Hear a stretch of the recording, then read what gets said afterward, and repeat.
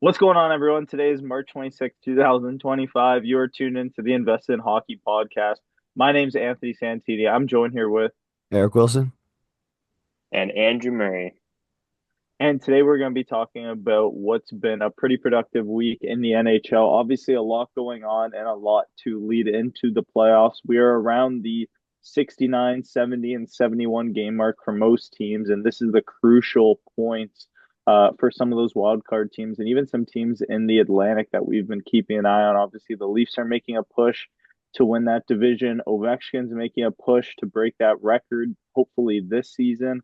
And we saw a big win from the St. Louis Blues against the Montreal Canadiens last night, which had a big impact on not only the East, but also the West wildcard division race. But before we get into hockey, what has everyone been up to this week? I know, Murray, you got your birthday on Friday. Eric, you just wrapped up placement a couple weeks ago. You're getting back into the swing of things with school. But what have you guys been up to?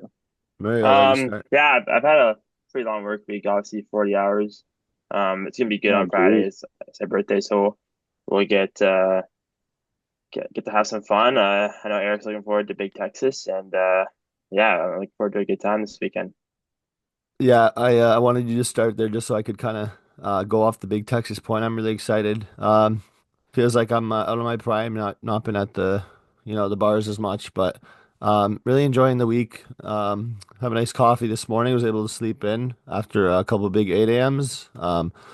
But yeah, like you said, we're gonna have a fun weekend, celebrate Murray's birthday. So I'm glad you could be on the pod to discuss these caps, discuss the West, discuss the East, and yeah, I'm glad we could kind of just mention our weeks a little bit. Yeah, that's all. I mean, Murray, obviously you've been working pretty hard the past couple weeks. Eric, I know with school you're always busy, but a little bit of a surprise seeing you sipping coffee out of a Washington Capital mug, even though you've been chirping them the past 6 months. And I know that is our first topic that we want to get into is the Washington Capitals because it's been such a such a story all year so far for the NHL. Obviously, Ovechkin very close to breaking Wayne Gretzky's goal record. Jacob Chikrin just signing a big ticket deal, 8 years, $9 million. A very, very high price, but a good price, I think, personally, for a guy that's played really well this year. And they've officially clinched their spot in the NHL playoffs. I know they lost to the Winnipeg Jets last night, which actually made them clinch the second team into the playoffs. But I wanted to get into when we think Ovechkin could break this record because I know he's nearing it. I know Murray wants it to happen this season. I personally want it to happen, but my pick personally is game 82. I think he is going to break that record on the power play against the Pittsburgh Penguins, and that's going to be the fairy tale ending to his career. That's my personal pick. I'll let Murray go last, but I'll quickly kind of just say I would love him to do it this season. I would hope that he does it in game 80 or 81, just so he kind of could rest game 82 if he wants. I think it's been a long year for him, especially with the broken leg. I think that one game of rest would be kind of the least he'd want. Going into the playoffs, you got a really heavy Caps team, some big bodies there, like especially Tom Wilson, guys like Jacob Chicken who have just been playing so many minutes. And I think that if you could have game 82 and you have guys like Ovi Chikrin, Wilson, even a guy like Strome or Carlson sitting out, I think that would be great. I think you kind of want to have that top spot clinched, which they should easily have that number one in the Metro clinched by game 82. But I hope for game 81, which I think is against the Isles, but I could be wrong. Yeah, I actually think it's gonna be a lot earlier. Their schedule, I mean, they play some really weak teams coming up: Sabres, Bruins, and Blackhawks in a four-game stretch, including those three teams. So, I mean, he's good for at least three. I'll go per game, and they'll just be playing around on the power play against the Bruins. They'll probably just be like force feeding him, just take your shots, Ovi, and then we'll win the game 6-1. So I think that it'll be a lot earlier, but I just hope he gets it done this year. It would give the team a lot of momentum into the playoffs, where I think they're going to go on a deep run. And yeah, I'm excited. Last night's goal is typical Ovi, quick release, and even Hellebuck couldn't stop that one. Yeah, I definitely agree with you, Murray. I do think that the schedule looks really promising for the Washington Capitals. And for anyone that hasn't been able to take a glance yet, the next three games are against the Wild, Sabres, and the Bruins. I think we could all expect him to grab a goal in at least one of those games. And in the remaining games, he does play the Carolina Hurricanes twice. He does play the where was it? The Minnesota Wild, like I mentioned. And those are the three games that I think are going to be the most challenging. But besides that, you have the Sabres, the Bruins, the Blackhawks, the Islanders, Columbus twice, which I could call them a weaker team now because they haven't been playing great since the Four Nations. But Uh, maybe before that, I would say that it would be the opposite. They'd be a challenging team to play against. And then finishing off with the Islanders and the Penguins. So I think that all very, very weak teams, which hopefully Ovechkin could maybe grab a multi-goal game and even bring them closer to that record earlier than game 81, like Eric predicted, or 82, like I predicted. But I do think that it will happen this season. That's kind of my hot take. yeah, I like that. I think it's important to be realistic. And although, he's been scoring against kind of all the teams in the league, the weaker teams like Chicago and stuff, those will be interesting matchups because we've seen Chicago kind of give it to a few teams, but then we've also seen a lot of blowouts. Like we saw last night, the Flyers kind of got blown out by the Leafs. I hope that happens in a Caps game, but I also hope that we don't see any empty net goals for the last, call it, two or three of Ovi's goal record. I don't think he needs the empty Mhm. nets. I think he can do it even strength or on the power play. So yeah. Yeah, I definitely agree. I mean, I think that Ovi could do it. It's possible. I want him to do it.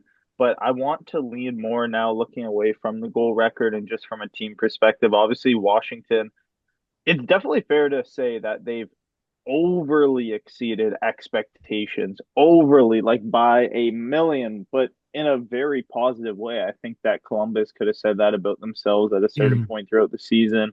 And maybe the Bruins on the opposite end of the expectations. Ottawa obviously needing to make the playoffs. A lot of teams that look different now than what we expected in September, October. But from a Washington's fan perspective, how confident are you feeling right now heading into the playoffs? Obviously, you will be watching Washington playoff hockey. You will get a minimum of four playoff games. That is 100%. So you will be watching playoff hockey come April. How do you feel leaning into the playoffs? I mean, I kind of get emotional thinking about it because this could be Ovi's like last playoff run, maybe next year. But I mean, they're obviously gonna make playoffs after signing Chikrin and all these guys for next year. But um, I mean, could you imagine if he goes out and wins a cup and he's only one back of Crosby going into his final year? Like, I mean, it's a long Hmm. shot to tie him, but I mean, he wouldn't be that far off of Crosby, in my opinion, in terms of all-time greats if he wins one more. Um, but in terms of the team as a whole, it's such a deep team. Like, what a team from the first line to the fourth line. Anthony Beauvillier, by the way, what a transaction at the deadline. That guy's unreal. Like, my question for them is, are they going to stick with Logan Thompson throughout, or are they going to simply go and play with these teams and go Thompson Lindgren like they'd have all season? Because if it's not broke, why fix it? You know what I mean?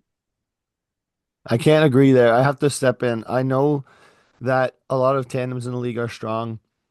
Not just your Caps tandem, but we're seeing with the Leafs too, where Stolarz and Wall have played good hockey this year. But t speaking from experience, Sans and I were able to watch our Bruins and see that it did not work to not have a number one goalie solidified before the playoffs. It's just proven where you need to have a number one guy, so he's expecting the workload. And respectfully, I think Logan Thompson deserves that workload going into the playoffs. And Murray, you can talk about this from back in the day, but if someone were to struggle like Thompson, you can, if you're down 2-0 in the series, let's say you could rely on a guy like Lindgren maybe to just get you back in it. We've seen that when Fleury didn't play well. We saw that when Holtby didn't play well for a bit, right? So I think it's an important subject, not just for the Capitals, but for a team like the Leafs as well, because it's again game 69, game 70.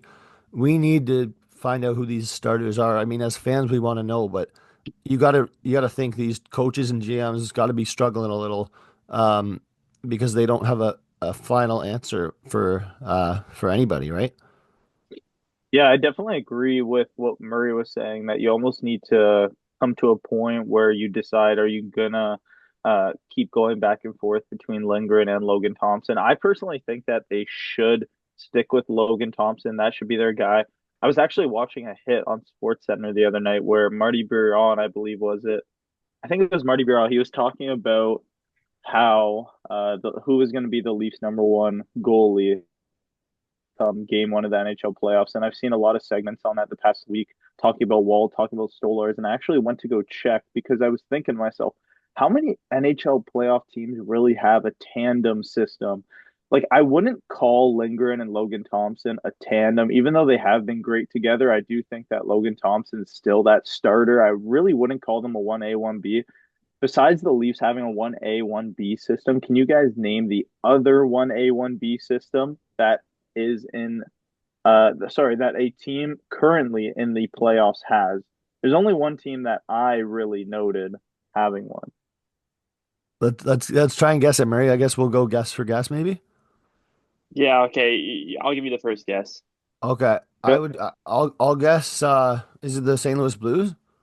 No, Is it the Carolina Hurricanes?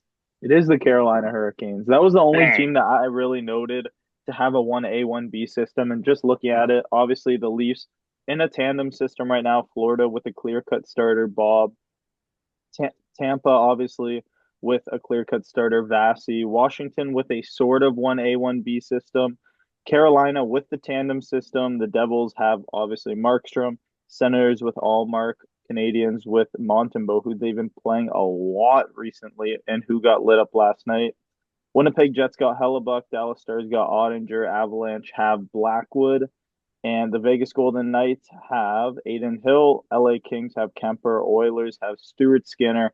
Wild, I was a little bit torn between Fleury and Gustafson, but the way that he's been playing recently, I do think he's that one, that number one option for them. And the St. Louis Blues, I don't know what Eric was thinking saying they're in a tandem because I don't even know what backup goaltender they have right Oh, now. But disrespect. The disrespect is crazy. Binnington is a clear cut starter, I think. Who's the backup for the Joel St. Louis Hofer? Blues? I'll Is it tell you Holthoff? this. I'll I tell thought he got waived. I have no idea. That's a bad day. I brother. don't know who No, to. you're thinking of Ville Husso. I'll tell you this. Oh. Joel Hofer has been if probably the best backup goalie in the league this season. If you look at his stats, he is unreal. He's also a free agent this offseason. Look at his stats in 2025. Actually, you'll be amazed. But I again, I'm not going to glaze the guy. I couldn't think of Carolina off the top of my head, so I kind of just had to give out the pick. I didn't want to stutter there and think of a non-existent team. But I can agree with you that the Canes are that team, which pretty unreal goaltending there.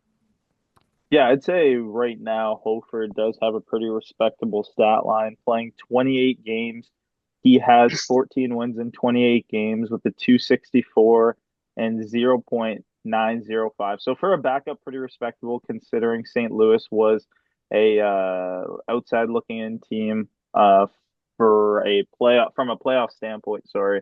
But I do think that come playoff time, the Leafs and Capitals need to figure out who their starter is going to be. And like Murray said, the only way they're going to, or sorry, like I was going to say, the only way they're going to win a Stanley Cup is if they can figure that out. But a team that's had a clear cut starter for the past couple of years in the Winnipeg Jets, they just clinch a playoff spot by beating the Washington Capitals in overtime last night. Shout out Nikolai Ehlers for that absolute beauty of a goal and kind of nice mug, buddy, and a very sweet celebration to top it off. The Winnipeg Jets, who a lot of people have been saying could be the team to break the Canadian curse in winning a Stanley Cup. I know it's been a very long time. We haven't seen it in our lifetime when we've been watching.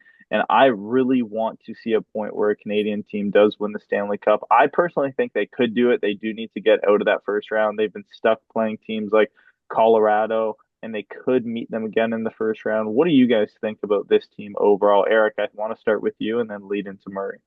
Yeah, I need to be honest. They're a legit team, and Hellebuck's been playing well for what seems like the last 100 games.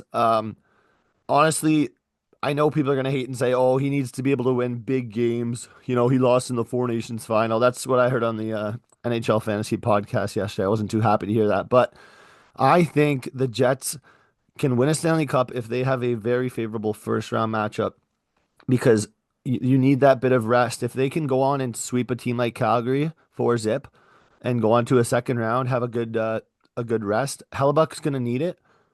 He's not going to be able to just be the backbone of that team, get 30 shots against a net, uh, and have to just battle against a guy like Oettinger and then a guy like Skinner. So I think they're going to need the rest and they're going to need to be able to sweep a series, whether that's the first round or the second round. I think this is probably the biggest fraud in the league for the second year in a row. Um, I do think they can get past the first round, not easily. I think they'll go to 6 games at least against a Blues team as of right now. But I want to ask you guys, I want you guys to seriously reflect on this. Do you seriously think if your life was on the line, you'd bet on the Jets to beat either Vegas, Dallas, Edmonton, or Colorado? You wouldn't. You wouldn't. And Hellebuyck's proven that he can't do it in the playoffs. He's not the same guy. And that's the problem. Their whole fraud team relies so much on one player. And it's like one of the only examples in the league where like the goalie is just carrying the team. And if he doesn't play like spectacular every game, which is impossible when you're playing that level of competition every night, they are not, someone clip this, they are not getting past the second round. I guarantee it. I don't know. Sant, you chime in, but I want to say something after that as well. I mean, I agree with Murray. I think if they don't get into whoa, wait, I can't agree with that, You buddy. can't I agree. You do can't just hate on the Jets and agree. I don't know. Go ahead though. I do think that if it's going to be anyone coming from Canada to win the Stanley Cup this year, I think that it's going to be the Winnipeg Jets. I don't really see the Edmonton Oilers winning the Stanley Cup. I can't imagine that. I don't think that they will. I don't really think that their goaltending could bring them there. I think that McDavid and Dry are hurt. I do think that this rest could. What do you get? Why are you all giving me these faces? The goaltending brought them there last year, though. No, They got McDavid and there, Draisaitl brought him last year. Stuart Skinner was just above average. He wasn't really that good in the playoffs. but he still brought them there, right? Like He Hellebuck, was did Hellebuck get them there? Hellebuyck could get them there though this year, I think, especially with the Colorado team this year. Are they projected, I believe, to play Colorado now? Right now, that yeah, they have to play either Colorado or Dallas in the second round. Yeah, it's very like that's a very challenging division to get out of. I do think that right now, if Hellebuyck could shut the door a couple games, I think it's possible, but He for now will. it could be tough. It's not good. He will. If they play Colorado, he's going to beat uh, Blackwood. He's going to beat Mackenzie Blackwood, who has what 0 games playoff experience. Maybe you can stat check me. Maybe a few games, but So, I'm not worried about Colorado. If I'm Winnipeg, I think Scheifele's taking that step up this year, and I think he's going to be able to match up with McKinnon well on the first line center role. And I think you guys are kind of just I don't know if you're shafting the Jets a little. I agree with your Oilers take the Saints. I don't see them winning the Stanley Cup this year. I think they could still do a little bit of damage, but right now seeing an injured Dry and McDavid's not a good sign. We know that if they do go to the playoffs, which they're about to clinch, they're going to play regardless, but if they're playing injured, it's not going to help. So, I think the last thing I'll say about the Jets is that they're not frauds. Hellebuck's proven in the regular season that he's able to play game after game after game after game. And if he can outbattle the opponent's goalie, I don't see why they would lose in the first round. So, yeah. well, I want to move on to talk about some more the fantasy side of it. Obviously, last week I lost a heartbreaker to Murray, lost by one power play point, which I was very sad about. I was crashing out Sunday night at around 11 p.m. I was absolutely crashing out. I don't know if there's any listeners right now that watch Severance, but it's a show that I just started. I was watching Severance, constantly checking my phone, crashing out, watching that the box score for that LA Kings game, and unfortunately Murray did beat me in the playoffs. It's sad because I was a heartthrob story. It was a Cinderella story coming into last year. I won it first year in the league. This year, first place throughout the entire season, and then Hellebuck's loss to the Vancouver Canucks just kind of threw my season away. But anyways, I know looking into the second round, Murray does have some trouble waiting for him, even though he's started off very hot. McDavid is injured right now. He's sitting on your IR. Could that be a big implication to your matchup and maybe even to the finals next week if you do make it on? I have a question for Eric Wilson. Do you know how many assists and goals my team put up last night? I probably guess like 6 apples, 4 goals. Yeah. Pretty close. 4 goals, 8 apples. Damn. My team does not need McDavid. I literally just Damn. texted him, you get healthy for the finals, we'll meet you there. Ovi's got us. Stromer's got us. Rob Thomas, 4-point night last night. Tricky. Unbelievable. Chikrin, he gets signs that deal, same player, gets another assist, 4 shots. I mean, my team's definitely to be reckoned with. The big thing is, maybe listeners can let me know. I need one more good start, for my goalie. I have two of three starts. My current goalie stats are 1 win, 1.01 goals against, 967 save, and a shutout. Andre plays the Oilers tonight. No McDavid or Dry. Is that a start, fantasy hockey expert? For me, it's a start. I'm not sure if anyone else agrees, but that's an easy start for me. I think so too. I think that's going to be my start. If not, Andre, I think has Seattle later in the week. But I'm going to start him tonight if I see that green check mark, I think. Yeah, I do think that right now you're in a position you have two of three goaltender appearances, right? I just want to check what your stats are. So you have a win. Oh my goodness. A win, a one goal against average, a 967 with a shutout. So realistically, I only need that one more start. So let's see. So I believe the game is tonight, right? Yes. So Ottinger against Edmonton, you're saying is a sit, or Eric is saying is a start? I think it's a start. I think we're both saying it's a start.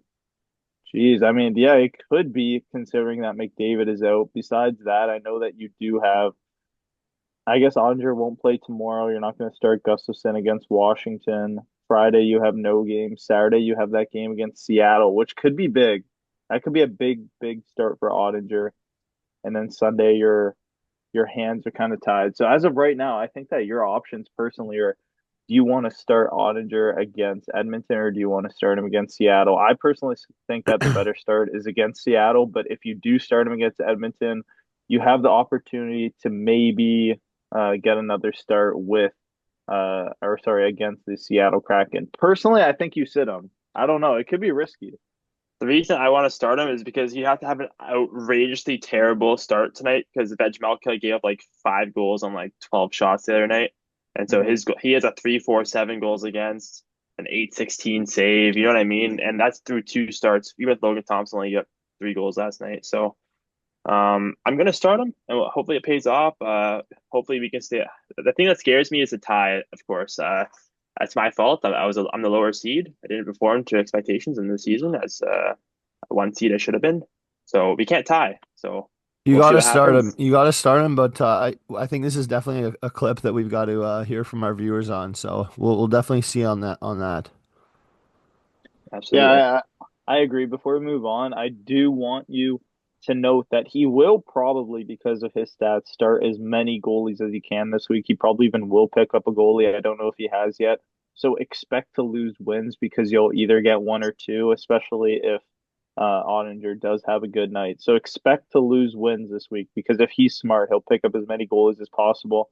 Maybe looking at your lineup, focus on blocks, focus on goals. Maybe if you picked up Ekholm, like I told you to, it could have worked out, but we're gonna see. Hmm. Maybe we haven't chatted about that, but we got a little bit left here. I know we want to talk, or sorry, Eric wants to talk about three players that could save your fantasy week this week. Three guys that are on his radar. Three guys that he thinks that people should pick up, people should start, people should maybe take a look at if they are looking at sit start suggestions. I know a big player was Nugent Hopkins, a guy that you dropped. That was a guy that I was looking at. But Eric, if you want to take the floor here. Beauty. So yeah, I've been really paying attention to a few leagues where I'm actually still in the playoffs. I know it's surprising to hear that, but one guy who I think is really underappreciated right now is Thomas Harley. And so if you're in a league where you have daily fantasy ads, and there's a lot of guys on the wire, especially with playoff time, people are desperate, people are dropping, adding. Thomas Harley is a top 5 fantasy defenseman right now. He's producing like crazy. He's a better ad than a guy like Evan Bouchard, who's without a McDavid or Draisaitl. I'm gonna go on to a forward here who's been cooking as of late. Brock Boeser. he scores a lot of goals. He's kind of a 30 goal scorer every year, a little under the radar, just like his teammates are. But he's kind of first power play, plays with a good center all the time.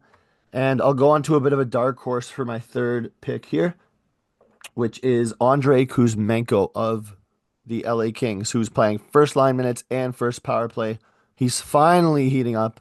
It did take him a while, but let's not forget that this guy scored about, I think it was 39, maybe 40 goals a few years back. So he has the potential and he's very severely underowned. So might as well add him if you need some goals or some shots. Now, to all the listeners out there listening, I just want you to know that this is the same guy who was losing 10-1 actually in the quarterfinals this past week and which is bounced in the playoffs. So take his advice as you wish. Um, if you need advice, you're better off probably asking me or Santini.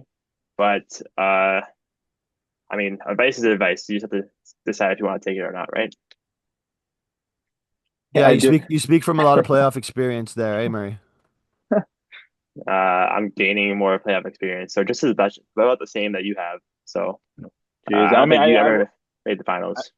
oh wow, I would say that you're only as good as your last game. Murray obviously very hot this season. Eric has been extremely cold for as long as I've known him. Actually, I actually don't know a time where Eric's fantasy team has actually succeeded, which is weird because I've known him for a couple years now, like almost 4 or 5 years. So I'm still waiting for his fantasy team to succeed. I actually wanted to end the pod on this final fantasy topic since we are on it before we wrap up. I was very interested to hear that in another league that Eric is in, after coming in last year, the punishment was to eat an onion. He did it. He came last. Promised he was going to do better. And then this season came last out of 20 people, Yeah. but decided to still call himself the fantasy expert. I want to know what were the lists of punishments and what do you have to do as the last place punishment? So I believe, I mean, I've been very inactive in these chats just because I'm a little sad over what's been happening. I don't actually have a list of punishments yet, but I can tell you the format this year. So there's going to be a list of 10 punishments, and I'm going to be able to remove the worst three punishments that would not want to do. And then a wheel is going to be spun, and I'm going to have to do what it lands on. So it's going to be similar to last year, where I do have a bit of a choice. Like I'll rule out the terrible options, but I'm not going to pick the onion this year if that's in there. But I will kind of show the proof of the pudding. I did finish 20th place out of 20 teams. Pasta Party was the username, and yeah, pretty tough showing there. So. Looks like a past a funeral, but maybe next And year. I have no words. I'm not going to defend myself. I will say I had Connor McDavid, Connor Bedard, Brady Kachuk, but even with some star players, sometimes it's the GM and not the players. I'm disappointed, and I will. I'm sure you guys will get a nice video of the punishment being done or something. Might have to be in an IHOP pancake house or something for the day, but I don't know. I honestly think that I know why you've been struggling a lot in fantasy. Maybe we can talk about this off the podcast.